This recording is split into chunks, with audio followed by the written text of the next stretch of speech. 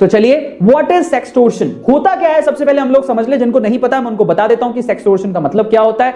जरा समझिए सेक्सटोर्शन का मतलब क्या है। जब आप बहुत सोशल मीडिया यूज कर रहे हैं और रैंडमली आप किसी की भी रिस्पेक्ट और किसी की भी रिक्वेस्ट आती है, फ्रेंड रिक्वेस्ट, आप उसको एक्सेप्ट कर रहे हैं, उनसे आप ऐसे ही बात करने लग रहे हैं, तो यहां पर सोशल मीडिया के थ्रू जो सेक्सुअल एक्सप्लॉयटेशन होता है, शोषण होता है, ठीक है, जिसमें आपको बाद में ब्लैकमेलिंग के थ्रू, ब्लैकमेल करते हुए आपसे पैसा मांगा जाता है, जहां पर आप फंस जाते हो अपनी फोटो की वजह से या वीडियोस की वजह से, और आप फंस जाते हो इन द सेंस आप अपने दिमाग में ऐसा हुआ बना लेते हो कि पता नहीं लोग क्या सोचेंगे, और उस वजह से आप डर के मारे पैसा देना शुरू कर देते हो।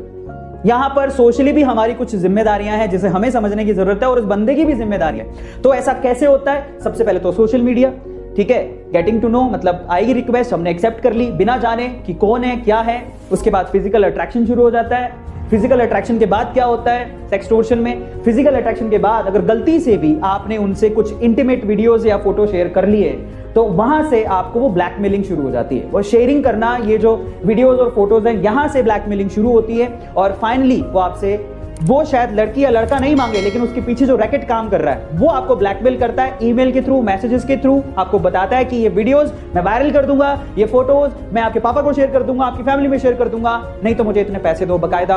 और उसके बाद परेशानियां शुरू होती है, ठीक है। उसी को ही हम लोग क्या कहते हैं? सेक्सटोर्शन कहते हैं, ठीक है। तो आपको ध्यान रखने की बहुत सारी ऐसी चीजें। और फाइनली मैसेजेस आते हैं, मेल्स आते हैं। कैसे आते हैं? इस तरह के मैसेजेस आपको रिसीव होते हैं। एक नॉर्मल मैं आपको एक एग्जांपल दे रहा हूं, ठीक है। आई सॉ योर न्यूड्स, ठीक है, can't wait to post them online. Now look at it, look at the language, unless you give me this much of amount, this much of rupees. So इस तरह से आपको messages किए जाते हैं और उसके बाद ब्लैकमेल किया जाता है, ठीक है। ये है समस्या। और उसके बाद ये प्रॉब्लम कभी खत्म नहीं होती। आप सोचते हो मैं एक बार पैसा दे दूंगा बच जाऊंगा, नहीं।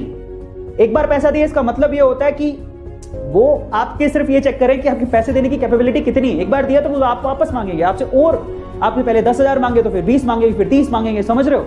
वो प्रॉब्लम है सबसे बड़ी, और वहां पे फंस जाते हैं। वो टॉर्चर जो है ना, वहीं से ही दिमाग हिलता है, और उसके बाद बच्चे ऐसा स्टेप उठा लेते हैं, सुसाइड करने की उनमें थॉट्स आने लगती हैं कि मैं अपनी जिंदगी कैसे खत्म करूं, मैंने ऐसा काम किया है, मेरी फैमिली इसके बारे में क्या सोचेगी, ब्ला ब्ला ब्ला। बहुत सारे दिमाग में ऐसी बातें आती हैं, and that is very wrong. और इन दैट केस मैं आप लोगों से चाहता हूं कि आप भाई समझें, फादर फिगर समझें, लेकिन इस बात को समझें, कुछ भी नहीं समझें, कोई फर्क नहीं पड़ता है, सिर्फ इस बात को समझें कि घबराएं नहीं।